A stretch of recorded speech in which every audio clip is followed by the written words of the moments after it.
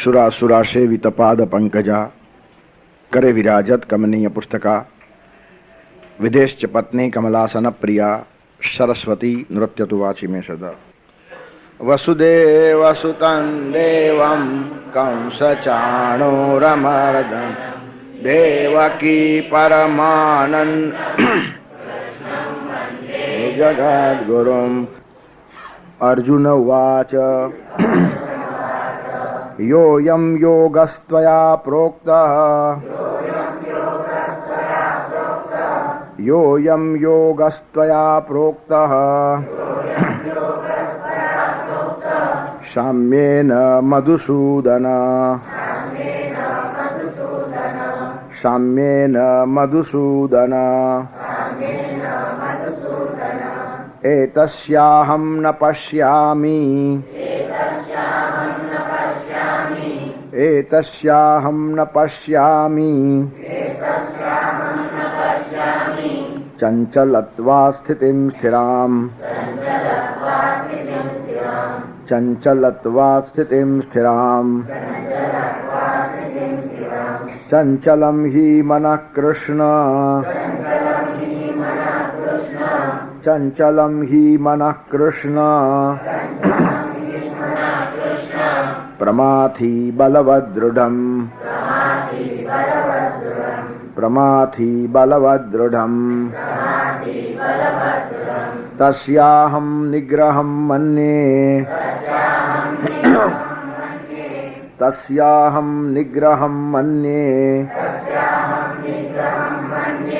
वायोरीव सुदुष्करम्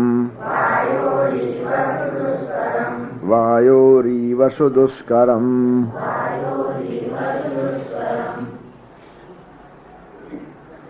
યોગ સાધના અને મનને સ્થિર કરવાની બહુ સરસ પ્રક્રિયા ભગવાન સમજાવતા રહેલા છે અને અર્જુનના મનમાં એક શંકા ઉદ્ભવે છે, પ્રશ્ન ઉદ્ભવે છે અને તે કોઈના પણ મનમાં ઉદ્ભવી શકે. અર્જુન આપણું પ્રતિનિધિત્વ કરે છે.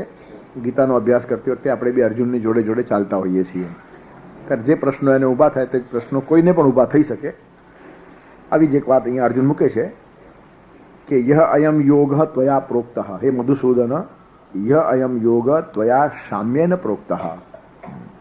હે ભગવાન મધુસૂદન, તમે જે આ યોગ કીધો જેને સમત્વ બુદ્ધિથી સાધવાનો છે, સમતા જાળવવાની તમે વાત કરી, સામ્યેન પ્રોક્ત.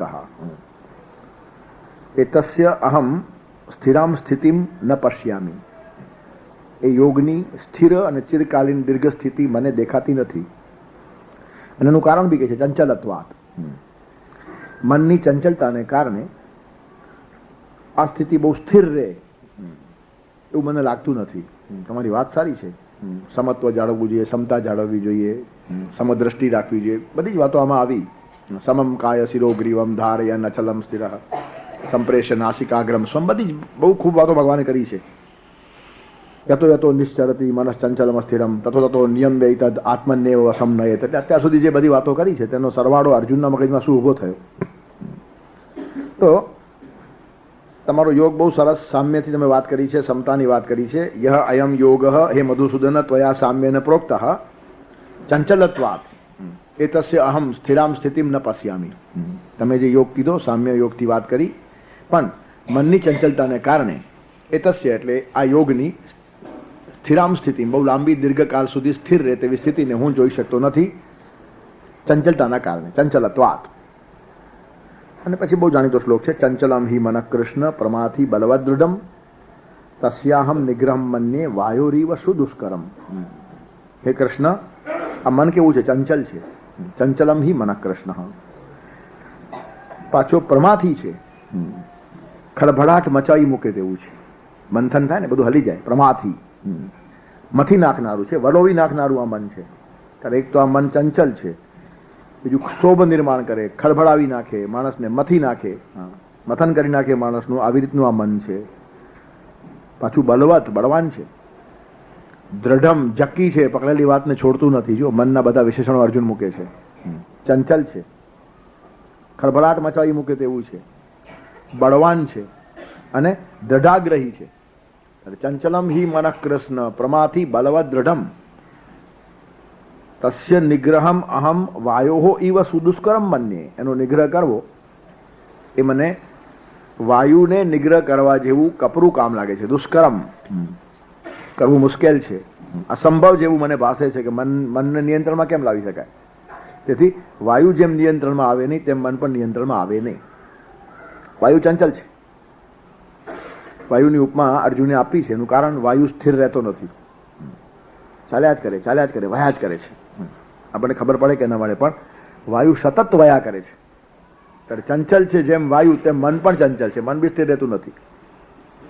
પાછું વાયુ દેખાય નહીં તો મન ક્યાં દેખાય છે.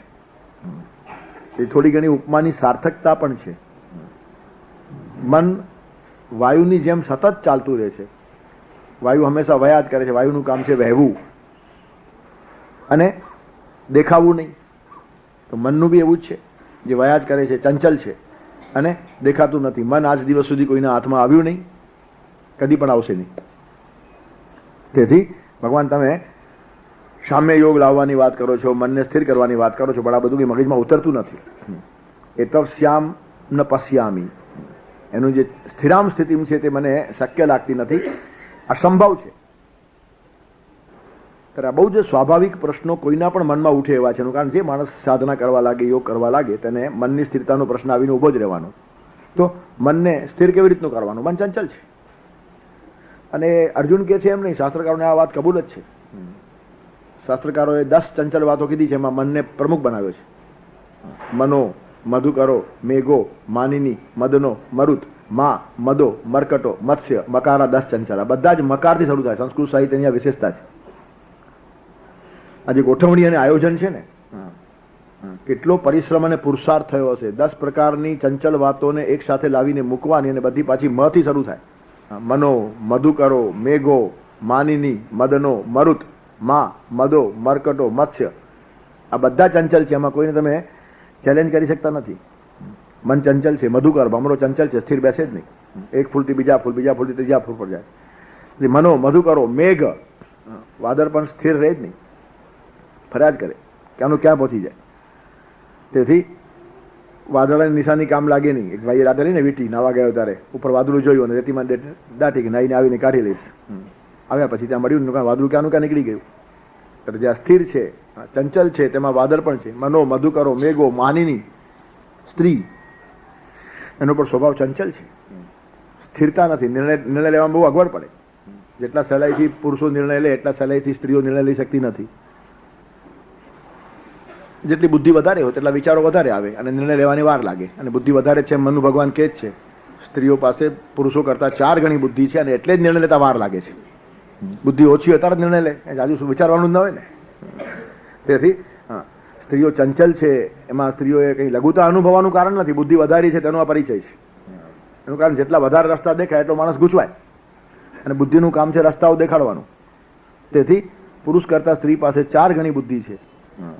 પુરુષને 4 રસ્તા દેખાતા હતા અને 14 દેખાતા હોય. આને 4 માંથી નક્કી કરવું સહેલું પડે, 14 માંથી નક્કી કરવું અઘરું પડે. ત્યારે શાસ્ત્રકારો બધું લખ્યું છે ને, સ્વભાવ નિરૂપણ છે, એમાં કોઈને ઉતારી પાડવાની વાત નથી.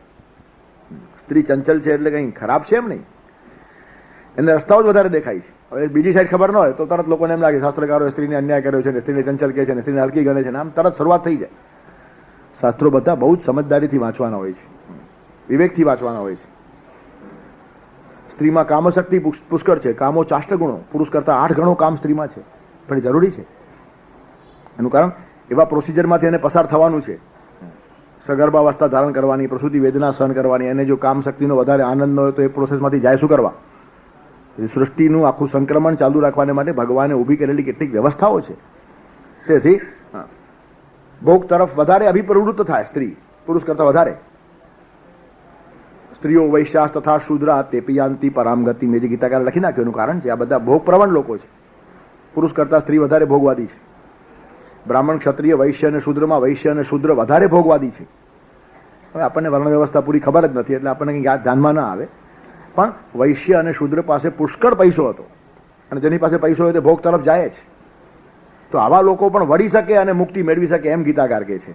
તેથી સ્વભાવનું નિરૂપણ છે. આમાં કંઈ વૈશ્યો અને શૂદ્રોને કે સ્ત્રીઓને હલકા ઠરાવવાની વાત નથી. કોઈ પણ માણસને વિકાસના માર્ગે લઈ જવો હોય તો એઝ ઇટ ઇઝ પહેલા એનો અભ્યાસ કરવો પડે.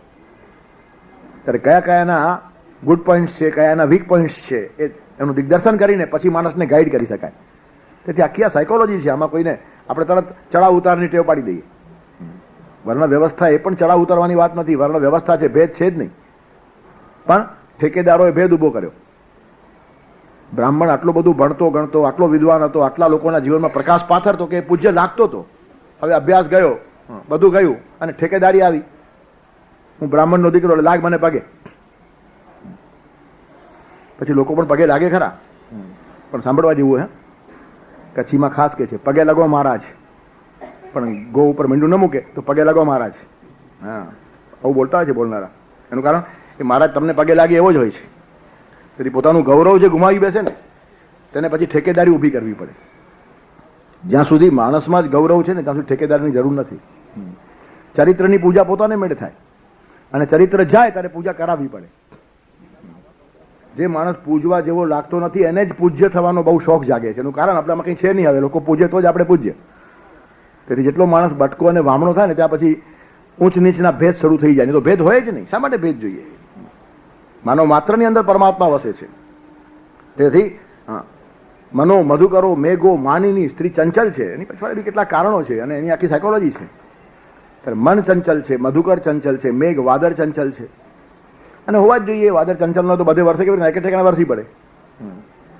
તેથી આ બધાનો ચંચલ હોવો એ દોષ છે એમ નહીં, સ્વભાવ છે. કોઈનો કોઈ સ્વભાવ હોય એ દોષ છે એનું કારણ નથી, એ ગુણ છે. મનની ચંચલતા પણ ગુણ છે. એનું કારણ મનને 1000 ઠેકાણે લઈ જવાનું છે. ત્યારે મનને ચંચલ ચંચલ કહીને કંઈ ભગવાને ગાઢ નથી આપીને. ચંચલતા એ ગાઢ પણ નથી. મનો મધુકરો મેઘો માનિની મદનો કામદેવ એ પણ ચંચલ છે. કામ સ્થિર રહે નહીં. મરુત પવન એ પણ ચંચલ છે.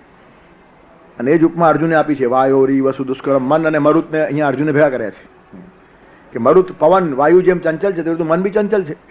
ત્યારે મનો મધુકરો મેઘો માનિની મદનો મરુત મા મદો મરકટો મત્સ્ય મકારા દસ્ય ચંચલા. માં એટલે લક્ષ્મી.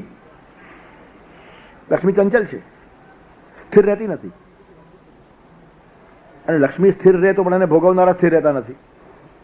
તમે ગમે તે રીતે કરો, આરોપ દર્પણ ઉપર આવી જાય છે. ખામી આપણામાં હોય છે. તમારું મોઢું કદરૂપ હોય, દર્પણ શું કરે? આ દર્પણ જેવું છે, મારું મોઢું આવું જ દેખાડે છે. દર્પણ શું દેખાડે? તું જેવો છે તેવું દેખાડે. દર્પણને ખોટું બોલવાની ટેવ નથી. કેમેરો કદાચ ખોટું બોલે. તમારો જુવાનીમાં લીધેલો ફોટો તમે જોયા કરો ને આનંદ માણો. કેવા સરસ મારા વાળ હતા એમ તમને કેમેરો દેખાડે. પણ અત્યારે કેવી ટાલ છે એ દર્પણ દેખાડે. ત્યારે દર્પણ છે ને એ સત્યવાદી છે. એની સામે તમે જેવા ઉભા રહ્યા એવા દેખાડે. ત્યારે કોઈ પણ વસ્તુની અંદર દોષ છે એમ સમજી યથાસ્થિતા. ત્યારે માં એટલે લક્ષ્મી ચંચલ છે. એ લક્ષ્મીની ચંચલતા નથી. આપણી મતિ ચંચલ છે, આપણે ચંચલ છીએ. અને આમ પણ બીજી રીતે જુઓ બહુ સામાન્ય ભાષામાં તો 100 રૂપિયાની નોટ મારી છે એમ તમે કહીને ખિસ્સામાં રાખો છો. પછી તમે દૂધવાળાને પૈસા ચૂકો ત્યારે એને આપો છો. નોટ થઈ ગઈ ને એની. ત્યારે તમારી ક્યાં સુધી? તમારા ખિસ્સામાં હતી ત્યાં સુધી. પછી એ જ દૂધવાળો આ 100ની નોટ મારી છે એમ બોલે. એ પાછું દાણાવાળાને આપણે દાણાવાળો કહેશે કે આ નોટ મારી છે. દાણાવાળો પછી કંઈ ટેક્સીમાં પ્રવાસ કરે ને ટેક્સીવાળાને પૈસા ચૂકવે. ટેક્સીવાળો કહેશે કે આ નોટ મારી છે. એટલે આ 100ની નોટ આખા દિવસની અંદર કદાચ 100 જણાની પણ થઈ જાય. એટલે કહેવાનું તાત્પર્ય શું છે કે લક્ષ્મી ફરતી રહે છે અને ફરતી રહેવી જ જોઈએ. સ્થિર થઈ જાય તો રૂંધાઈ જાય. સ્વચ્છંદે માહેરી ખેડાવે જૈસે લાડક્યા મૂલીની. લક્ષ્મીની આ અવસ્થા હોવી જોઈએ. એમ મોરોપંત કવિ કહે છે કે પિયરની અંદર છોકરી જેમ નાચતી કૂદતી ઉછળતી હોય ને તેવી લક્ષ્મી ઘરમાં નાચવી કૂદવી જોઈએ. તિજોરીમાં પેક થઈ જાય લક્ષ્મી શું કામની? ચંચલતા એ પણ દોષ નથી. લક્ષ્મી ફરતી જ રહેવી જોઈએ. તેથી ફરતી રહે તો લક્ષ્મીને પણ આનંદ આવે ને સમાજ પણ સુખી રહે. જેટલી તિજોરીમાં પેક થઈ જાય એટલો ગુંગળામણ થાય બધાને જ. કબજો કરવાની ચીજ નથી, વેચીને ખાવાની ચીજ છે. પ્રસાદ થવું જોઈએ, ભોગ નહીં. તેથી લક્ષ્મી એ માં છે, એનો ભોગ ન લેવાય, એની પાસે પ્રસાદ લેવાય અને પ્રસાદ વેચીને ખવાય. તેથી લક્ષ્મી ફરતી રહેવી જોઈએ. ચંચલતા એ કંઈ બધે ઠેકાણે દોષ નથી. ત્યારે લક્ષ્મીનો પ્રવાહ સમાજની અંદર વહેતો જ રહેવો જોઈએ. પણ ઘણા માણસોને કબજો કરીને બેસવાની ટેવ હોય. કરોડો રૂપિયા થાય, અબજો રૂપિયા થાય તો પણ કબજાની ટેવ જતી નથી. કબજો અને કબજિયાત બંને સરખા છે. કબજિયાત થાય એનો ચહેરો જોવા જેવો હોય. 3-4 દિવસ શૌચ ક્રિયા માટે ન ગયો હોય, ચહેરા ઉપર રોનક જ ન હોય, કંઈ પણ વાત કરો એ ખોવાયેલો છે. એનું કારણ કોલ ક્યારે આવે તેની રાહ જોતો હોય. તો બધા કબજો કરી બેઠેલા માણસોના ચહેરા આવા જ હોય છે. કરોડો અબજો રૂપિયા જે માણસ કબજે કરીને બેસે ને એનો ચહેરો જોવા જેવો હોતો નથી. એનું કારણ આકડામણ છે. જેટલું તમે છોડો એટલા રિલેક્સ થાઓ અને પકડો એટલા આકડાઓ. તેથી બહુ શ્રીમંતી એ સુખનું કારણ નથી, દુઃખનું કારણ છે. શ્રીમંત માણસ કેવો સૂચિ શ્રીમાન હોવો જોઈએ. પૈસો આવે અને જાય, આવે અને જાય, આવી રીતે ચાલવું જોઈએ. પાણી બાઢો નાવ મેં, ઘર મેં બાઢો દામ, દોનો હાથ હુલે છીએ, યહી સયાનો કામ. તેથી સંગ્રહ કરે તે મોટો નહીં, ખર્ચી જાણે તે મોટો. તેથી તો ખાનદાન માણસની કિંમત છે. ખાલી ખાય નહીં, દાન પણ કરે તે ખાનદાન કહેવાય. તેથી આપણે ત્યાં હંમેશા દાનવીરોનો મહિમા છે. રઘુ રાજાને આપણે યાદ કરીએ છીએ એના દાનને કારણે. સર્વદક્ષિણા દાન બધું આપીને માટીના વાસણમાં ખાતો બેઠો માણસ રાજા હતો, ચક્રવર્તી રાજા. આખી દુનિયા જીત્યા પછી પણ પોતાના ભોગની એને લાલસા નથી. સંસ્કૃતિ, ધર્મ, એનો મહિમા વધવો જોઈએ એના માટે બધી સંપત્તિ તપોવનમાં વેવડાવનારો માણસ હતો. આ કહેવાનું તાત્પર્ય, ખર્ચે છે તે માણસ મોટો, ખાલી કમાવે છે તે માણસ મોટો નહીં. કમાવતા આવડવું જ જોઈએ. એનું કારણ કમાવીને તો ખર્ચે પણ શું. તેથી કમાવવું પણ જોઈએ અને ખર્ચવું પણ જોઈએ. અને બધું કમાવીને ખર્ચી નાખ્યા પછી જ્યારે રઘુ બેઠો હોય છે ને ત્યારે કાલિદાસ કહે છે કે તારી જે ગરીબી ને કંગાલી છે ને એ પણ શોભે છે. અકિંચનત્વમ મખજમ વ્યનક્તિ. અકિંચનત્વમ, તારી પાસે કંઈ નથી આવે, પણ એ કંગાલી અને ગરીબી શેમાંથી આવી છે? મખજમ, યજ્ઞમાંથી જન્મી છે. સારા કામો કરીને બધું વાપરી નાખી. જેમ ચંદ્ર બધું કમાવે, પૂર્ણિમાના આંખો થઈ જાય અને પાછો ખરજતો જાય. તો વધ પક્ષનો ચંદ્ર ક્ષીણ હોય પણ તે પૂર્ણિમાના ચાંદથી પણ વધારે શોભે છે. એનું કારણ આપેલો માણસ છે. કેમ જે માણસો આપે છે તેમની લક્ષ્મી ફરતી રહે છે. ત્યારે ચંચળ હોવું એટલે ફરતા રહેવું. ચંચલ એટલે કંઈ ગાઢ નથી. જે મનો મધુકરો મેઘો માનિની મદનો મરુત મા મદ. મદ પણ કોઈનો ટક્યો છે? બલબલા માણસોને ઉતરી જાય ત્યારે ચંચલ છે, ટકે નહીં. મા મદો મરકટો, વાંદરો તો સ્થિર રહે જ નહીં. અને જે માણસો સ્થિર ન રહે તેને આપણે આ માણસ વાંદર વેળા કરે છે. ત્યારે કહેવાનો તાત્પર્ય, વાંદરા કરતા પણ વધારે વાંદરો વેડા કરનારા માણસો જોયા પછી વાંદરાને પણ શરમ આવે કે આવો તો હવે નથી. વાંદરામાં જો કોઈ માણસ વધારે ચંચલ થાય ને તો વાંદરાઓ એમ કહેતા હશે કે આ માણસ વેડા કરે છે. આપણે કહીએ આ વાંદર વેડા કરે છે, વાંદરાઓ કહેતા હશે આ માણસ વેડા કરે છે. એનું કારણ આપણને બી આવું શોભતું નથી. એકવાર આવી એક ઘટના બનેલી. એક માણસ ભાગતો તેની પછવાડે એક વાઘ પડેલો. વાઘ છલાંગ મારે કેટલો ભાગે બિચારો, ઝાડ પર ચડી ગયો. તો ઝાડ પર એક જંગલી વાંદરો બેઠેલો, દાંતિયા કાઢે ને. ડર લાગે, આટલો ભયંકર વાંદરો હોય. નાના નાના વાંદરા જુદા અને મોટા વાંદરાઓ જુદા. તેથી જેને જોઈને પણ ધ્રુજી જવાય આવા વાંદરા આવે. તે બેઠેલો ઝાડ પર, અને ઉપર વાંદરો, નીચે વાઘ, બેની વચ્ચે આ સેન્ડવિચ. બહુ ગભરાઈ ગયો, ધ્રુજવા લાગ્યો. ત્યારે વાંદરો કે ડર નહીં, આવ અહીંયા બેસ, તું તને કાંઈ નહીં કરું. તમે લોકો આમ કયા કરો છો, આપણે બધા એક છીએ, માણસો વાંદરામાંથી આવ્યા છે, તો બેસ, આવ એમ કહીને પાસે બેસાડ્યો એને. પેલો વાઘ નીચે ઉભો છે. ઊંઘ તો માણસને આવે સ્વાભાવિક, ને આ તો થાકેલો દોડી દોડીને. ત્યારે વાંદરો કે છે કે નીચે વાઘ બેઠો છે, માટે આપણે વારા ફરતી સૂઈએ, એક જણ ચોકી કરે, જાગતો રહે. ત્યારે તું થાક્યો છે, પહેલા સુઈ જા, હું જાગું છું, પછી હું સૂઈશ. માણસ સુઈ ગયો. વાંદરો બેઠો છે બરાબર હિંમતથી, ચોકી કરતો ને. ત્યારે વાઘ કહે છે કે આ માણસનો ભરોસો કરાય નહીં, બહુ બદમાશ જાત છે, અને આપણે ગમે તેમ તો પ્રાણી કહેવાઈએ, એક સરખા કહેવાઈએ. ત્યારે ધક્કો મારા માણસને એટલે મારો ખોરાક છે, ખાઈને પૂરું થાય કામ. વાંદરો કે નહીં, મારા વિશ્વાસે સુઈ ગયો છે. મેં એને કહ્યું સુઈ જાય, પછી એ સુઈ જાય, અને પછી હું ધક્કો મારું તો વિશ્વાસઘાત કહેવાય. એમને શોભે નહીં. વાંદરાએ ધક્કો નહીં માર્યો. 2-3 કલાકની સરસ ઊંઘ થયા પછી માણસ જાગ્યો, એટલે વાંદરો સુવા લાગ્યો. હવે જે પ્રલોભન વાંદરાને આપેલું તે એને માણસને આપ્યું. માણસને તારે બચવું છે તો બચવું તો છે જ ને. તો કે એક ઉપાય છે, હું ભૂખ્યો છું, મને ખોરાક જોઈએ. તો વાંદરાને ધક્કો માર એટલે એને ખાઈને હું ચાલતો ને તું બચી ગયો. માણસે થયું વાત ખોટી નથી, આપણે બચવું હોય તો કોઈકનું બલિદાન તો આપવું જ પડે ને. પાછું બલિદાન કે ખૂન ન કે. તેથી વાંદરાને ધક્કો માર્યો. પણ વાંદરો શાખા મૃગ કહેવાય. કોઈ દિવસ ઝાડ પરથી વાંદરો પડે એવું બને જ નહીં. કાગડાને પથરો વાગે નહીં ને વાંદરો ઝાડ પરથી પડે નહીં. કેટલીક નિયત થયેલી વાતો છે. એટલે જાગતાની સાથે બીજી એક દાઢી વાંદરાએ પકડી લીધી, અને પછી માણસ સામે એટલી ભયંકર નજરે જોયું કે માણસ ધ્રુજી ગયો. માણસ કહે છે માફ કર, મારી ભૂલ થઈ ગઈ, મારે ધક્કો નહીં મારવો જોઈએ, પણ જાન બચાવવાના નાદમાં હું આ ભૂલ કરી બેઠો. ત્યારે વાંદરો કહે છે તું સૂઈ ગયો ને, ત્યારે મને પણ વાગે આ સલાહ આપેલી કે માણસને ધક્કો માર, પણ અમારી એ ખાનદાની નહીં. અમારા વિશ્વાસે સૂઈ જાય ને એને અમે ધક્કો મારતા નથી. અને તે ધક્કો માર્યો મને ત્યારે કે હવે તું જે સજા કરે તે હું સહન કરો, ત્યારે મારી બહુ મોટી ભૂલ થઈ ગઈ છે. તો કે સજા આટલી જ કે હવે પછી અમે માણસો વાંદરામાંથી ઉતરી આવ્યા છે એમ કહેતા ને, એનું કારણ અમે આટલા હલકા નથી.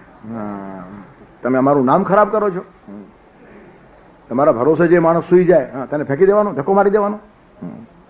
એટલે વાંદરાઓને પણ માણસ વેડા નહીં ગમતા હોય એવા દિવસો આવ્યા છે. એટલો માણસ નીચે ગયો છે. એક કાળે માણસો સારા હતા અને વાંદરાઓ ચંચળ હતા, તેથી વાંદર વેડા શબ્દ હતો. હવે નવો શબ્દ કોઈન કરવા જેવો છે, માણસ વેડા. વાંદરાઓની સભાની અંદર માણસ ખરેખર હલકો ગણાતો હશે. કૂતરાઓ વફાદાર છે. આપણે કોઈ પણ માણસને કહીએ આ માણસ કૂતરા જેવો છે, કૂતરા વફાદાર છે. જેનો રોટલો ખાય ને એના ઘરની ચોખ્ખી કરે. પણ માણસ છે ખરો એવો? જેનું ખાય તેનું ખોદી કાઢતા માણસને શરમ જ નથી આવતી. તેથી કૂતરાઓની સભામાં જો કોઈ બેવફા નીવડે ને ચોક્કસ કહેતા હશે કે આ સાવ માણસ પાક્યો આપણામાં. એટલે કહેવાનું તાત્પર્ય, આપણે બધા પશુ પક્ષીઓને હલકા ઠરાવીએ છીએ, પણ એમની પણ કઈ મોરાલિટી છે. માણસ ધીરે ધીરે હલકો બનતો જાય છે. મનો મધુકરો મેઘો માનની મદનો મરુત મા મદો મરકટો, વાંદરો ચંચલ છે. એનું કારણ કૂદવાનું છે જાડે ઝાડ. દરેકની પોતાની એક લાઈફ છે, પોતાની એક સિસ્ટમ છે. ત્યારે ઝાડ ઉપર ફરતો જાય એનું નામ જ શાખા મૃગ પડ્યું, આટલો એ ચંચલ છે. મા મદો મરકટો મત્સ્ય, માછલી જો ચંચલ છે, ફર્યા જ કરે પાણીમાં, સ્થિર જોવા જ નહીં મળે, સતત ફરે અને થાક લાગતો જ નથી એને. કારણ કે એનો સ્વભાવ થઈ ગયો. જે વસ્તુ સ્વભાવ બની જાય એનો થાક ન લાગે. આપણને સારા કામનો પણ થાક લાગે, એનું કારણ સારું કામ સ્વભાવ નથી. જે વસ્તુ સ્વભાવ બની જાય એનો થાક ન લાગે. ઓકેશનલી ઉત્સવ તરીકે સેરિમોનિયલ તમે કરતા થાકી જવાય, પણ રોજ જ કરતો હોય તો સૂર્યને પ્રકાશ આપવાનો થાક છે જ નહીં, એનું કારણ એ સ્વભાવ થઈ ગયો. ફૂલને સુગંધ આપવાનો થાક છે જ નહીં. એવી રીતનું સારા કામ કરવાનો પણ સ્વભાવ થઈ જવો જોઈએ. મત્સ્ય અતિશય પાણીમાં ફરે છે, ચંચલ છે, આખો દિવસ ફરે છે, છતાં પણ થાકતી નથી, કારણ એનો સ્વભાવ થઈ ગયો. ત્યારે મા મદો મરકટો મત્સ્ય મકારા 10 ચંચલા, 10 મકાર ચંચલ છે. અને તે જ વાત અર્જુન કહે છે કે ચંચલમ હિ મન કૃષ્ણ પ્રમાથી બલવદ્રઢ. આ મન છે ને ચંચલ છે. આ એક સર્વગ્રાહ્ય ધારણા છે. અર્જુન કહે છે એમની, આપણને બધાને એનો અનુભવ છે અને શાસ્ત્રોની પણ એમાં સંમતિ છે કે મન ચંચલ છે. ત્યારે આ ચંચલ મનના કારણે તમે જે સમત્વેન સામ્યને જે યોગ કીધો, હે મધુસૂદન અયમ ય યોગ ત્વયા સામ્યને પ્રોક્ત. આ યોગ તમે જે સમતાવાદનો સમતાથી કીધો, સામ્ય દ્રષ્ટિ કેળવવાનો કીધો, એ યોગનો સ્થિર સ્થિતિગત એનું સ્થિર સ્થાન હું જોતો નથી. ન પશ્યામી, પશ્યામી જોઉં. એતસ્ય સ્થિરામ સ્થિતિમ અહમ ચંચલત્વાત ન પશ્યામી. મનની ચંચલતાને કારણે આ યોગની સ્થિર સ્થિતિ હું જોઈ શકતો નથી.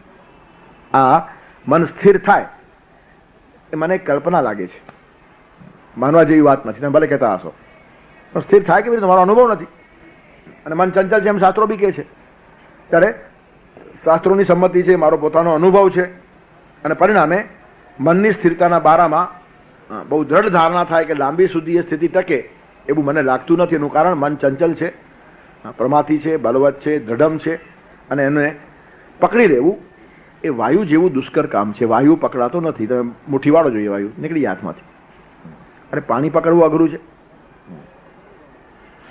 સંકલ્પ કરતી વખતે પાણી હાથમાં રાખે ને સુકાઈ જાય, બીજું લેવું પડે. આમ રાખો ને, મુઠ્ઠી વાળાની વાત જવા જ દો, પણ આમ રાખો તો પકડાતો નથી, સુકાઈ જાય. તો મુઠ્ઠી વાળીને પાણી પકડવું અઘરું, તો પાણી કરતા વાયુ તો સૂક્ષ્મ છે. મુઠ્ઠીમાં વાયુ પકડાય નહીં. તેથી એક તો વાયુ ચંચલ છે, દેખાતો નથી, પકડાતો નથી. મન પણ ચંચલ છે, દેખાતું નથી, પકડાતું નથી. એટલે જે ઉપમા આપી છે ને એ કંઈક અંશે સાર્થક છે, પૂર્ણ સાર્થક નથી. એનું કારણ ભગવાન એને માન્યતા આપતા નથી. વાયુની ઉપમા પરફેક્ટ નથી, અને ઉપમાઓ ભાગ્યે જ પરફેક્ટ હોય. સરખામણી જ્યારે કરીએ ત્યારે એમાં થોડો ફરક તો રહેવાનો જ. અને ઉપમાની અંદર અમુક જ પાર્ટ લેવાનો હોય, સમગ્ર રૂપે ઉપમાને લેવાય નહીં. કોઈ સ્ત્રી ચંદ્રમુખી છે એમ કહીએ, એનું મોઢું ચંદ્ર જેવું છે. હવે ચંદ્ર કેવો થાળી જેવો ગોળ છે, કોઈ બહેનનો આવો ચહેરો કરવો તો ભયંકર લાગે. એ કઈ સૌંદર્યની નિશાની નથી.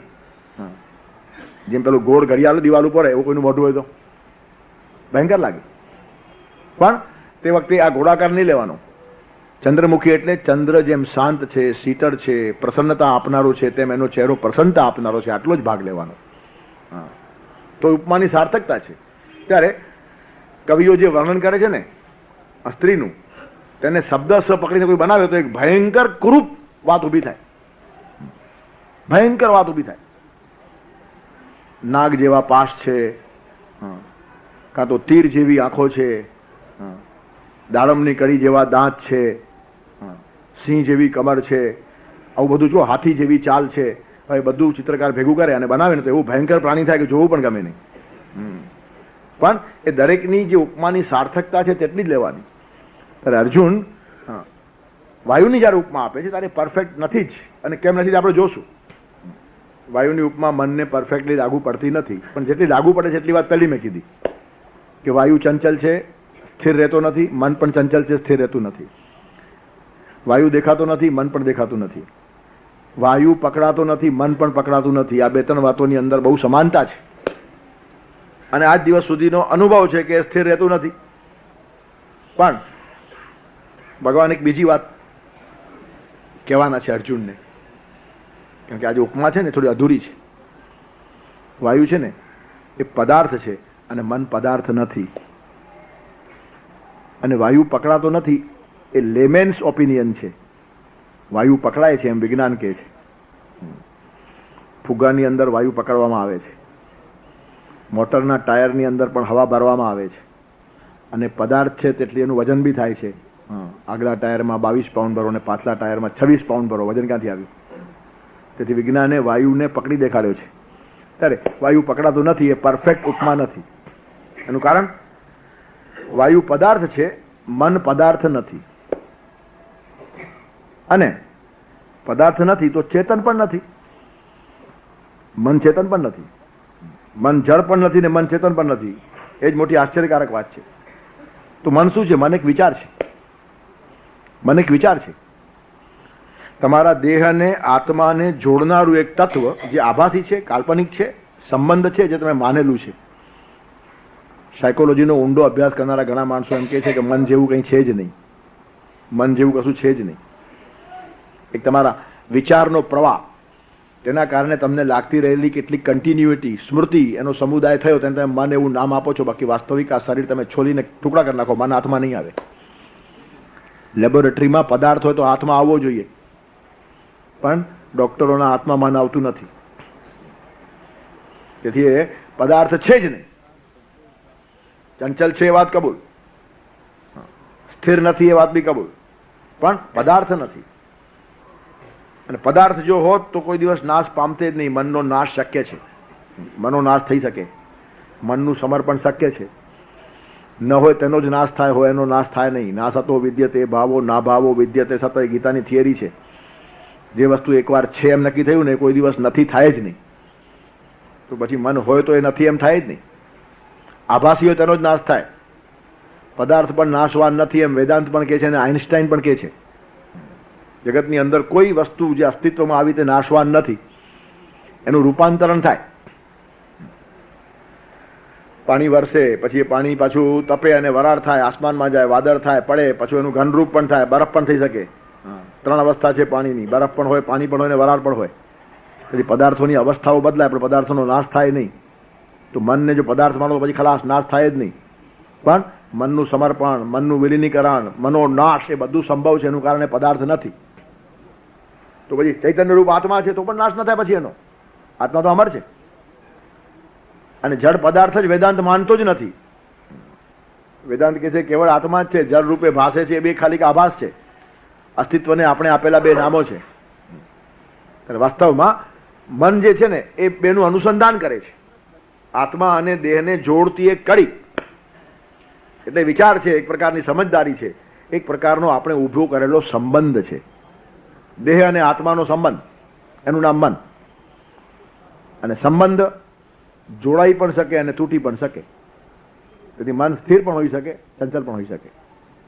ત્યારે ચંચલ મન છે પણ સ્થિર ન થાય એમ માનવું એ ભૂલ ભરેલું છે. આજ સુધીનો અનુભવ નથી. આજ સુધીનો અનુભવ ન હોય એટલે ન થાય એવું કોણે કીધું? આજ સુધી આપણને ઘણી વસ્તુનો અનુભવ નથી. આવતીકાલે કોઈ માણસ એમ કે 80 વર્ષ સુધી હું મર્યો નથી, મારો મરવાનો અનુભવ છે જ નહીં, માટે ભવિષ્યમાં મરીશ નહીં, ચાલે? મરવાનો અનુભવ મરતા પહેલા કોઈને હોતો જ નથી. ત્યારે અનુભવ નથી માટે નથી એમ કેમ કહેવાય? 80 વર્ષમાં મેં મોત જોઈ નથી, હવે શું મોત આવવાનું હતું? 80 વર્ષમાં ન જોયું પણ એક ક્ષણમાં આવે. તેમ તમારું મન કદાચ 80 વર્ષ સ્થિર ન થયું હોય તો એકાદ ક્ષણમાં થઈ શકે. જે અનુભવમાં નથી, અતીતના આધાર ઉપર ભવિષ્યના નિર્ણયો લેવાય નહીં. ભૂતકાળમાં જે ન બન્યું તે ભવિષ્યમાં ન બનશે આવું માનો નહીં. એનું કારણ સંપૂર્ણ ભવિષ્ય ભૂતકાળનું ગુલામ નથી. ભૂતકાળમાં મૃત્યુ નહીં આવ્યું એટલે મને કદી નહીં આવશે એ બોલવું એ જેમ બાલિસ્તા છે, તેમ મન સ્થિર થતું જ નથી આ મારો અનુભવ છે તો એ બોલવું એ બાલિસ્તા છે. થઈ શકે, જે મૃત્યુ ન થયું હોય તો પણ થઈ શકે, તેમ તમારું મન સ્થિર ન થયું હોય તો પણ કોઈ પણ ક્ષણે થઈ શકે. ત્યારે 80 વર્ષમાં જે ન બની હોય તે મૃત્યુની ઘટના પણ બની શકે, તેમ ચંચલ મન સ્થિર થઈ શકે. ત્યારે કહેવાનું તાત્પર્ય, અસંભવ માનવાનો પ્રયત્ન ન કરો. તમે જે વસ્તુને અસંભવ માનશો તે સંભવ હશે તો પણ નહીં થાય, અને જે વસ્તુને સંભવ માનશો ને તે અસંભવ હોય તો પણ સંભવ થશે. ત્યારે માન્યતા ઉપર મોટો આધાર છે. મને આ શક્ય જ નથી એમ જે માણસ બોલે તે જગતમાં કશું કરી શકતો નથી. ત્યારે આપણી પાસે ઈચ્છા સ્વાતંત્ર્ય પરમાત્માએ આપેલું છે, freedom of will. Free will છે ને એ ભગવાનની મોટી બક્ષિસ છે. એક વિવેક શક્તિ અને ઈચ્છા સ્વાતંત્ર્ય, આ બે ઉપર તો માણસ ઉભો છે. આ એના બે બહુ મજબૂત પગ છે. સારું અને ખોટું સમજવાનો વિવેક માણસ પાસે છે, અને બે માંથી જે કરવું હોય તે કરવાનું સ્વાતંત્ર્ય છે. દેવ કોણ દાનવ કોણ તમને ખબર પડે એટલો વિવેક છે, અને દેવ થવું કે દાનવ થવું સ્વાતંત્ર્ય છે. તમે દેવને પણ સમજી શકો છો, દાનવને પણ સમજી શકો છો, અને દેવ પણ થઈ શકો છો, દાનવ પણ થઈ શકો છો. આટલું ભગવાને ખુલ્લું મેદાન રાખ્યું છે. મને ખબર નહોતી દાનવ કોને કહેવાય એટલે હું થઈ ગયો એમ કોઈ કે? બધાને જ ખબર છે. સારું શું અને ખરાબ શું એનો અવાજ અંતઃકરણમાંથી હંમેશા આવતો હોય છે. તેથી આપણને ગાઈડલાઈન મળે છે, આપણી પાસે વિવેક શક્તિ છે જ. ત્યારે આપણે સારા પણ જાણી જોઈને થઈએ છીએ અને ખરાબ પણ જાણી જોઈને થઈએ છીએ. ફ્રી વિલ છે. તેથી મને ખબર ન પડતા હું ખરાબ થઈ ગયો એક બાલિસ્તા છે, ના સમજદારીની વાત છે, નાદાનિયત છે. સમજીને જ માણસ ખરાબ થાય છે, સમજીને જ માણસ સારો થાય છે. એનું કારણ વિવેક શક્તિ આપી છે અને થવાની છૂટ આપી છે. તેથી ચંચલ મનને પણ તમે સ્થિર કરી શકો આટલી ક્ષમતા માણસમાં છે. કોન્ફ્યુશિયસને નહીં કે એના વિદ્યાર્થીએ પ્રશ્ન પૂછેલો, મારા હાથમાં પક્ષી છે, જીવતું છે કે મરેલું છે? એને ગુરુને ખોટા પાડવા હતા. ગુરુજી એમ કે પક્ષી મરેલું છે ઉડાડી મૂકવાનું, અને ગુરુજી એમ કે જીવતું દબાવી દેવાનું. પણ બહુ સરસ જવાબ કોન્ફ્યુશિયસે આપ્યો કે the answer to their question lies in your hands. આ પક્ષી જીવતું છે કે મરેલું એનો જવાબ તારા હાથમાં છે. એ જ બરાબર અહીંયા લાગુ પડે. તમે તમારા મનને વશમાં કરી શકશો કે નહીં એનો જવાબ તમારા હાથમાં છે. The answer to their question lies in your hands. તેથી ચંચલ છે અને કંટ્રોલમાં આવશે જ નહીં એમ તમે માની લો તો કોઈ દિવસ નહીં આવે. આજ દિવસ સુધી આવ્યું નથી તેથી હવે નહીં આવે એ તર્ક સાચો નથી. અસત્ય તર્ક કરવામાં બહુ કુશળ હોય છે.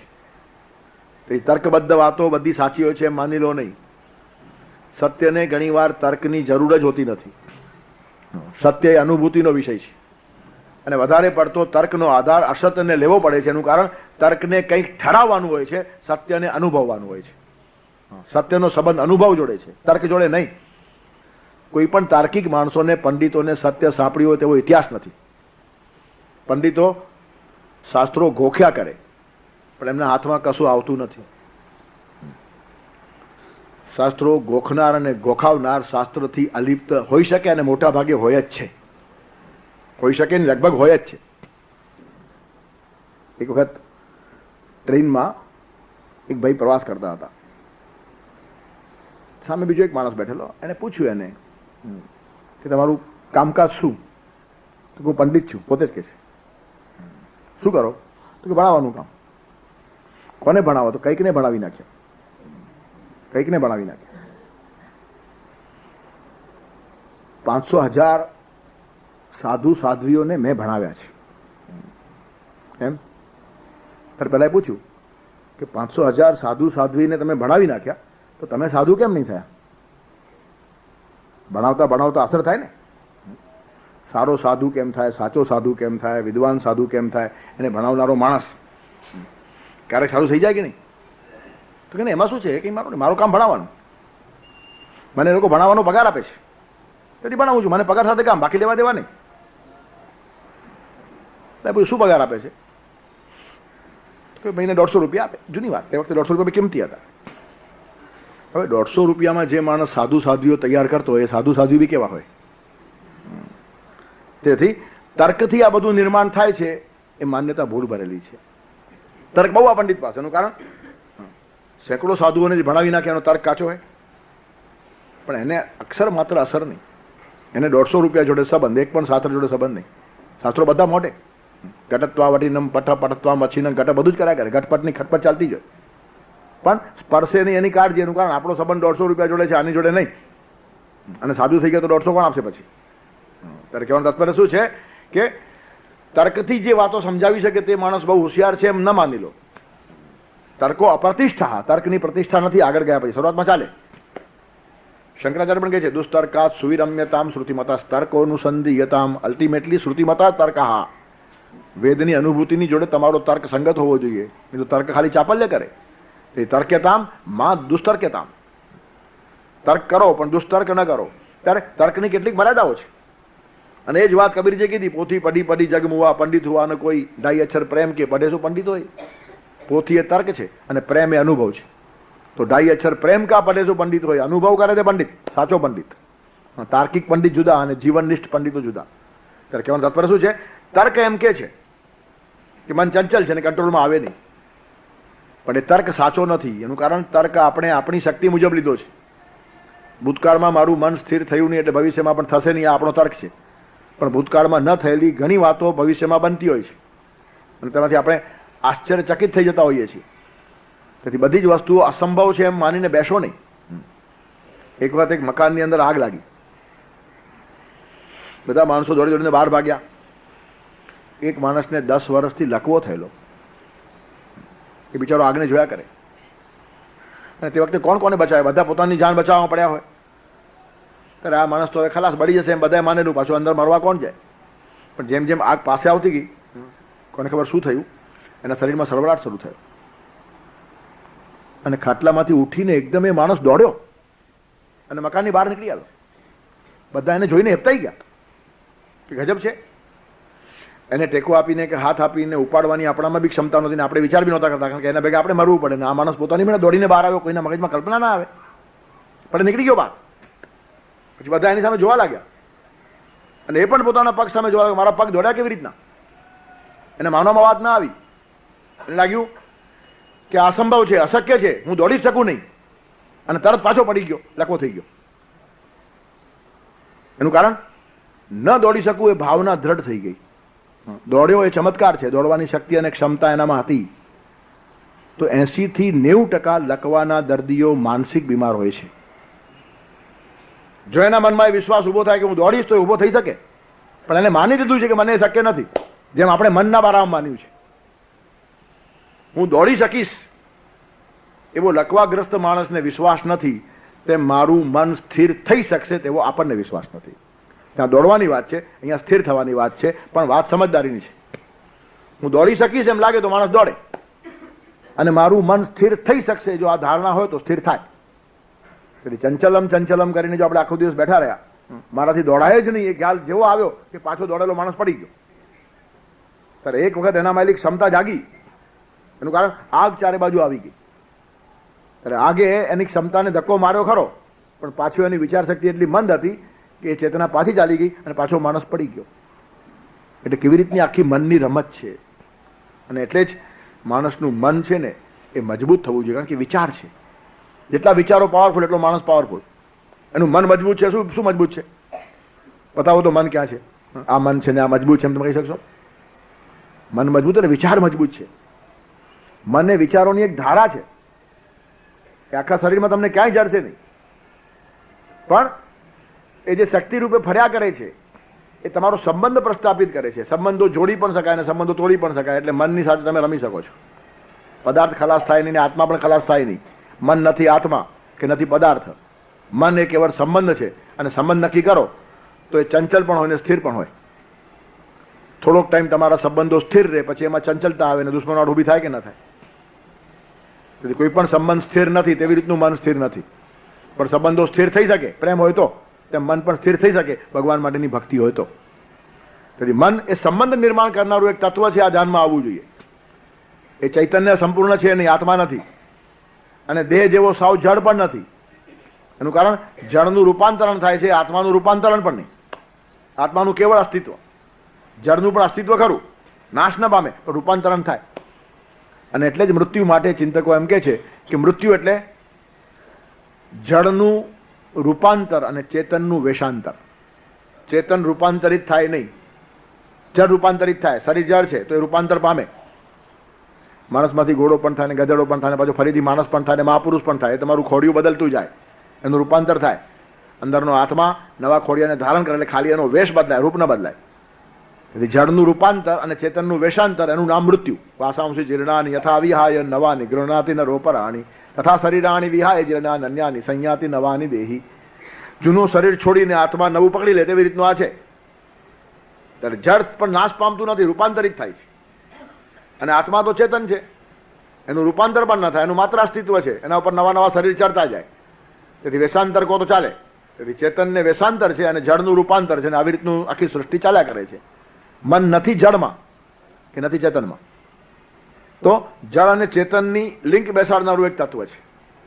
અને બીજી એક વાત જોવા જેવી છે કે આ સંબંધ છે ને તે ચેતન તરફથી છે, જળ તરફથી નથી. જળમાં સંબંધ બાંધવાની ક્ષમતા નથી. બે લોકોની વચ્ચે જે મૈત્રી ઊભી થાય ને એમાં બંને ચેતન છે, પણ એક ચેતન અને એક પદાર્થ એની મૈત્રી ઊભી થાય તો બંને ચેતન નથી. એટલે સંબંધ જાળવવાની ક્ષમતા કેવળ ચેતનમાં છે, જળમાં નથી. અમે બંને મિત્રો છીએ એમ તમે કહો તો ટુ વે ટ્રાફિક છે. મારો એના ઉપર પ્રેમ છે, એનો મારા ઉપર પ્રેમ છે, ટુ વે ટ્રાફિક છે. પણ આ મોટર કાર ઉપર મારો પ્રેમ છે એમ કહો તો વન વે ટ્રાફિક છે. તમને મોટર ઉપર પ્રેમ છે, મોટરને તમારા પર પ્રેમ હોઈ શકતો નથી. તેથી પદાર્થ તરફથી આત્મા તરફ પ્રેમના પ્રવાહ જતા નથી. તેથી આપણા હાથની વાત છે, એક તરફી પ્રેમ છે એટલે આપણે જોડી શકીએ ને આપણે તોડી શકીએ. ત્યારે કહેવાનું તાત્પર્ય શું છે કે મન એક સંબંધ પ્રસ્થાપિત કરે છે. અને બીજી એક વાત, અર્જુનના તર્કમાં બીજો એક દોષ છે. મન ચંચલ છે માટે સ્થિર ન થાય એવું કોણે કીધું? ઓન ધ કોન્ટ્રી, ચંચલ છે માટે જ સ્થિર થઈ શકે. એનું કારણ આખી સૃષ્ટિ ધ્રુવીય છે, પોલાર એક્ઝિસ્ટન્સ છે. પરસ્પર વિરોધી તત્વો સૃષ્ટિમાં એક સાથે રહે છે. જે જીવે છે ને તે જ મરે છે. જો જીવતો ન હોય તો મરે જ નહીં. મૃત્યુ ખલાસ તો જીવન પણ ખલાસ. જીવન અને મૃત્યુ અવિભાજ્ય જોડી છે. દેખાય બંને વિરોધી. મિત્ર અને શત્રુ અવિભાજ્ય જોડી છે, અવિભાજ્ય જોડી. શત્રુત્વ ખલાસ તો મિત્રત્વ રહ્યું જ નહીં. મિત્ર અને શત્રુ એ સાથે જોડાયેલા શબ્દો છે. તમે જેના જેના શત્રુ થાવ છો તેના કોઈક દિવસ મિત્ર હોવા જ જોઈએ. મૈત્રી વગર શત્રુત્વ સંભવતું નથી. તમે રેલવે પ્લેટફોર્મ પર ઉભા હો, ગાડી પકડવા 1000 માણસો આજુબાજુ ઉભા છે, તમારો કોઈ શત્રુ છે નહીં. શા માટે? મિત્ર જ નથી. એટલે જ્યાં સુધી માણસ મિત્ર બનતો નથી ત્યાં સુધી માણસ શત્રુ બનતો નથી. જેની જોડે તમારી શત્રુતા નિર્માણ થઈ, માની લો તમારો કોઈક દિવસ એની જોડે મૈત્રી સંબંધ હોવો જ જોઈએ. તેથી ચંચલ અને સ્થિર એ પરસ્પર વિરોધી છે, પણ આ જ સૃષ્ટિનો નિયમ છે. પ્રકાશ અને અંધકાર અવિભાજ્ય જોડી છે. જે દિવસે સૃષ્ટિમાં અંધકાર નહીં હોય તે દિવસે પ્રકાશ પણ નહીં હોય, અને પ્રકાશ નહીં હોય તો અંધકાર પણ નહીં હોય. ત્યારે કોઈકને પ્રકાશનો અનુભવ નથી માટે પ્રકાશ નથી એમ કહેવા જેવું આર્ગ્યુમેન્ટ છે. એકાદ આંધળો માણસ જો એમ કે મને અનુભવ નથી, જગતમાં પ્રકાશ છે મને, તે મન સ્થિર થતું જ નથી એવો તારો અનુભવ છે. That is not final. બહેરા માણસને તમે કાગળ ઉપર લખીને કહો કે વાણી છે ને લોકો સાંભળી શકે, પેલો માને જ નહીં, કારણ કે સાંભળ્યું નથી કાશી. હોય કેવી રીતનું? જન્મથી માનીને આજ દિવસ સુધી મેં સાંભળ્યું જ નથી, માટે સાંભળવાની ક્ષમતા હોય એમ માનવા હું તૈયાર જ નથી. તેના જેવું આ છે કે મન કોઈ દિવસ સ્થિર થયું હોય કે મારો અનુભવ જ નથી માટે મન સ્થિર થાય જ નહીં. ત્યારે બહેરા માણસને અવાજનો અનુભવ ન હોય, આંધળા માણસને પ્રકાશનો અનુભવ ન હોય, તેમ જે માણસે સાધના ન કરી હોય તેને મન સ્થિર થાય છે આ ખબર ન હોય, દેટ ડઝન્ટ મીન કે મન સ્થિર થાય નહીં. ઓન ધ કોન્ટ્રરી અવિભાજ્ય જોડીઓ છે આ બધી. એક સ્ત્રી એક માણસ પાસે ગઈ ને કે અમારા 2 જણાના બહુ પ્રેમ લગ્ન હતા, પણ કોને ખબર હવે એવું થઈ ગયું છે ખટરાક, રોજ ઝઘડો થાય છે, કચકચ કચકચ કચકચ એવી ત્રાસ થઈ ગયું છે પૂછો નહીં. 10 વર્ષથી કોશિશો ચાલે છે સમાધાનની, પણ કોઈ સમાધાન નથી. જેમ તેમ ખેંચ્યું છે, હવે પ્રેમ લગ્ન કર્યું છે ને છૂટા પડી તો બહાર ખરાબ દેખાય. ઝઘડો થઈ ગયો. 10 વર્ષ પછી એ સ્ત્રી પાછી મળી. એટલે પાછું પેલા માણસે પૂછ્યું કેમ હવે તમારો ઝઘડો કેમ ચાલે છે? જે ચાલતું હોય તે પૂછવું પડે ને. સારું તો સારું પૂછાય. ત્યારે હવે તમારો ઝઘડો કેમ ચાલે? તો કે નહીં, હવે ખતમ થઈ ગયો. કેમ? તો કે હવે સંબંધ જ ખતમ કરી નાખ્યો. સંબંધ હોય તો ઝઘડો હોય ને, મૈત્રી હોય ને તો શત્રુતા હોય, પ્રેમ હોય ને તો જ દ્વેષ હોય. જ્યાં પ્રેમ નથી ત્યાં રાગ નથી, ત્યાં વિરાગ નથી. તેથી આ અવિભાજ્ય જોડીઓ છે. તમે જે સંબંધો કટ કરી નાખ્યા ત્યાં ઝઘડો બંધ થઈ જાય. તેથી ઝઘડો કરવાને માટે પણ સંબંધો ચાલુ રાખવા પડે. એક જ ઘરની અંદર રહેનારા પતિ પત્નીઓ ઝઘડી શકે, પણ હવે ડાયવોર્સ લઈ લે ને આ ત્યાં પરણી જાય ને આ ત્યાં પરણી જાય, પછી કોણ કોની ફિકર કરે? સંબંધ પૂરો, ઝઘડો પૂરો. ત્યારે કહેવાનું તાત્પર્ય શું છે કે ઝઘડાની સાથે પ્રેમ જરૂરી છે. ત્યારે જેના જેના પતિ પત્નીની વચ્ચે થોડો ઘણો ઝઘડો થાય તો ખુશ થાવ કે થોડો પ્રેમ ચાલુ છે, અને ઝઘડો થશે જ નહીં. પછી પ્રેમ અદૃશ્ય થાય એનું પરિણામ આ ઝઘડો થાય જ નહીં. ત્યારે જ્યારે જ્યારે ઝઘડો મટી જાય ને ત્યારે પ્રેમ પણ સમાપ્ત થઈ ગયો છે, આપણને ખબર ન હોય. ઘણા માણસોને પ્રેમ ક્યારે ખલાસ થયો ખબર નથી પડતી. પછી રગસિયા ગાડા જેવું ખેંચતા હોય. અને એટલે તો કવિએ લખ્યું છે કે બે રસ્તાઓ અચાનક મળી ગયા, એકબીજાને મળ્યા છૂટા પડી ગયા. બે ઝરણાઓ અચાનક મળી ગયા, એકબીજાને ભેટ્યા ને બળી ગયા. પણ અમે ના રસ્તા કે ના ઝરણા, તેથી ના છૂટા પડ્યા ના બળી ગયા. આ અવસ્થા બહુ ખરાબ છે. રસ્તાઓ મળે, છૂટા પડી જાય, ઝરણાઓ ભળી જાય. તેથી બળવું છૂટા પડવું એ સ્વાભાવિક છે. પણ હવે બળવા જેવું બી નથી લાગતું ને છૂટા પડવા જેવું બી નથી લાગતું. હવે જિંદગી પૂરી જ કરવી છે. આવા કેટલા દાંપત્યો હશે? એનું કારણ સિરિયસ થિંકિંગ જ નથી. આપણે જીવતા છીએ કે નહીં એ નાડી તપાસવા જેવી વાત છે. ત્યારે કહેવાનું તાત્પર્ય, મિત્રતા અને શત્રુતા અવિભાજ્ય જોડી છે. દિવસ અને રાત અવિભાજ્ય જોડી છે. સુખ અને દુઃખ અવિભાજ્ય જોડી છે. જીવન અને મૃત્યુ અવિભાજ્ય જોડી છે. શીત અને ઉષ્ણ અવિભાજ્ય જોડી છે. જેમ ચંચલતા અને સ્થિરતા અવિભાજ્ય જોડી છે. તેથી ચંચલત્વાત સ્થિરામ સ્થિતિમ ન પશ્યામી. ચંચલતાને કારણે આ મન લાંબુ સ્થિર થઈ શકશે એવું હું જોતો નથી, એમ અર્જુન કહે છે. પણ એ ચંચલ છે એટલે સ્થિર થઈ શકશે એમ ભગવાનને કેવું છે. તેથી સાયકોલોજીકલ જે અર્જુનની આખી જે ભૂમિકા છે ને, માનસિક ભૂમિકા, તેનું બહુ સરસ ચિત્રણ અહીંયા આવ્યું છે કે તમે તો આ સામ્ય ન મધુસૂદન, તમે આ સામ્ય ને યોગ મને કીધો, પણ એતસ્ય સ્થિરામ સ્થિતિમ ન પશ્યામી, એની સ્થિર સ્થિતિ મને લાગતી નથી. એનું કારણ ચંચલત્વા. અને મન ચંચલ છે જ. ચંચલમી મન કૃષ્ણ પ્રમાથી પાછું મથી નાખે. વિચારો માણસને ડામાડોળ કરી મૂકે. તમને નબળા વિચારો આવે તમારી હાલત જો કેવી થઈ જાય છે. અર્જુનની થઈ ગઈ ને. કુરુક્ષેત્રના મેદાનમાં આવ્યા પછી વિચાર પલટો થયો છે તો ત્રિભુવનને ધ્રુજાવનાર માણસ ગાંડીવ હાથમાં પકડી શકતો નથી. ગાંડીવમ શ્રંસતે હસ્તાત ત્વક્ચૈવ પરિદહ્યતે નિમિત્તાની ચ પશ્યામી વિપરીતાની કેશવ. શુકન અપશુકન જોવા લાગ્યો અર્જુન જેવો માણસ. અને ગાંડીવ મારા હાથમાંથી સરી જાય છે એમ કે છે. ફેંકતો નથી, સરી ગયું. એટલે ગાંડીવ પકડવાની પણ તાકાત ન રહી. એનું કારણ વિચાર પરિવર્તન. તેથી વિચાર ઉપર બહુ મોટો આધાર છે. અને એ જો ધ્યાનમાં આવે ને તો સત્સંગ અને સ્વાધ્યાયનું શું મહત્વ છે તે ખબર પડે. જેટલા પાવરફુલ વિચાર માણસ સાંભળશે ને મન મજબૂત થાય છે, અને જેટલા ઢીલા વિચાર સાંભળશે માણસ ઢીલો થઈ જાય. તેથી મન ઉપર મોટો આધાર છે.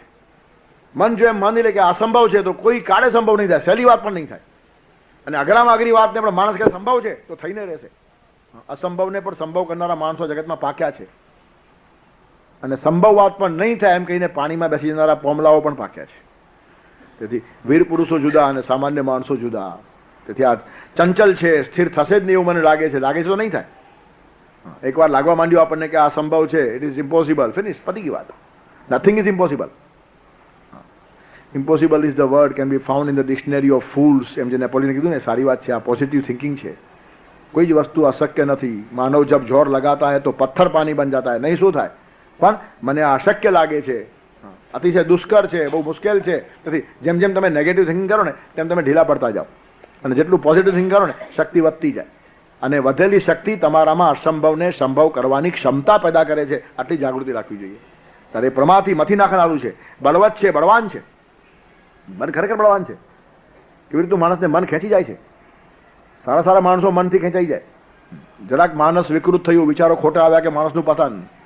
પછી કોઈ કનકમાં લપશે, કોઈ કાંતામાં લપશે, કોઈ કીર્તિમાં લપશે. આ શું છે? વિચાર હલકા થયા, તમારા બટકા થયા, થિંકિંગ બદલાયું.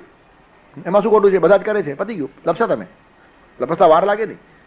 તેથી તો કહ્યું ને, simple living and high thinking. તમારું થિંકિંગ જેટલું ઊંચું એટલા તમે ઉપર જવાના. પણ થિંકિંગ બટકું થયું તો માણસ બટકો થઈ જાય. તેથી હંમેશા બટકું થિંકિંગ કરીને માણસ ખોટા કામોનું સમર્થન કરે છે અને મન એમાં સપોર્ટ કરે. ત્યારે મન સંબંધ પ્રસ્થાપિત કરે છે. મન આત્મા અને દેહ વચ્ચેની લિંક છે. લિંક આપણે જ જોડીએ છીએ, માટે આપણે છોડી શકીએ. સંબંધો શાશ્વત હોતા નથી. સંબંધો બંધાય બી ખરા અને તૂટે બી ખરા. તેમ મન ચંચલ પણ રહી શકે, સ્થિર પણ રહી શકે. આવી રીતનો સંબંધ સાથે મનનો સંબંધ છે. નથી એ દેહ, નથી એ આત્મા, નથી એ ચેતના, નથી એ જળ. વચ્ચે ઊભી રહેલી એક વિચારધારા છે અને તે વિચારધારા સત્સંગ અને સ્વાધ્યાયથી જેટલી તમે પાવરફુલ કરો તેટલો તમારો વિકાસ થાય. ત્યારે બળવાન છે એમાં શંકા નહીં. બળવાન ઇન્દ્રિય ગ્રામો વિદ્વાંસો બી કરશે, વિદ્વાનો પણ ખેંચાઈ જાય. મન આટલું પાવરફુલ છે. વિશ્વામિત્રને પણ મેનકા પછવાડે દોડતા વાર લાગે નહીં. એનું કારણ વિચાર છે. જમીની પણ જે લલચાયા એમાં શું ખોટું છે? હું ક્યાં એમને માં સ્ત્રી સાથે વ્યવહાર રાખું છું, મારે તો પરણવાની તૈયારી છે એમ કરીને માણસ પછી સમર્થનો શોધી કાઢે અને ઢીલો પડતો જાય. ત્યારે કહેવાનું તાત્પર્ય શું છે કે બળવાન મન છે અને પાછું દૃઢમ જક્કી છે. એક વખત મન કોઈ ધારણા પકડે ને છોડે નહીં. અને મનની ધારણાઓ પકડવા જેવી હોતી જ નથી. મારું મન આમ કે છે, મન કે છે તાર નથી કરવાનું, તું કે છે તે મને કરવાનું છે. મન આપણને મળેલું સાધન છે. આપણે સેટ છીએ અને મન નોકર છે. પણ મન જે કે તે આપણે કરીએ એટલે એ સેટ થયો ને આપણે નોકર થયા અને એમાં જ સત્યાનાશ થયો છે. આજે પ્રત્યેક માણસ કહે છે મારા મનને ઠીક લાગે એમ કરીશ. મનને ઠીક લાગે એમ નહીં, આત્માને ઠીક લાગે એમ કરવું જોઈએ. મન તો આપણને વાપરવા મળેલું સાધન છે, પણ આપણે સાધન બની જઈએ છીએ. મન સાધ્ય થઈ જાય છે, આપણે નોકર થઈએ છીએ, મન સેટ થઈ જાય છે અને આખી જીવનની ગાડી એક્સિડન્ટ તરફ ખેંચાઈ જાય છે. ત્યારે કહેવાનું તાત્પર્ય શું છે? દ્રઢ છે, મન જક્કી છે, પકડી લેવા છોડતું નથી. બળવાન છે, તમને ખેંચી જાય તેવું છે. ચંચલ તો છે જ અને પ્રમાથી પાછું ખડબડાવી નાખે. એનો પ્રત્યક્ષ પુરાવો અર્જુન પોતે છે. કેટલો ખડબડી ગયો છે કુરુક્ષેત્ર મેદાનમાં. તો ભગવાન પાસે ઉભા હતા કે પાછો એને સ્થિર કર્યો, નહીં તો અર્જુન લડે જ નહીં. આ બે શ્લોકોની અંદર અર્જુને જે એક પ્રશ્ન ઉભો કર્યો છે તેનો બહુ સરસ જવાબ ભગવાન આપે છે. એનું પારણ કરી રાખશું આવતા રવિવારને માટે. શ્રી ભગવાન ઉવાચ અસંશયમ મહાબાહો મનો દુર્નિગ્રહમ ચલમ અભ્યાસેન તુ કૌંતેય વૈરાગ્યેણ ચ ગૃહ્યતિ વૈરાગ્યેણ ચ ગૃહ્યતે વસુદેવ સુતં દેવં કંસચાણૂરમર્દનમ દેવકી પરમાનંદમ કૃષ્ણં વંદે જગદ્ગુરુમ ગુરુર્બ્રહ્મા ગુરુર્વિષ્ણુ ગુરુર્દેવો મહેશ્વર ગુરુ સાક્ષાત પરબ્રહ્મ તસ્મૈ શ્રી ગુરવે નમઃ.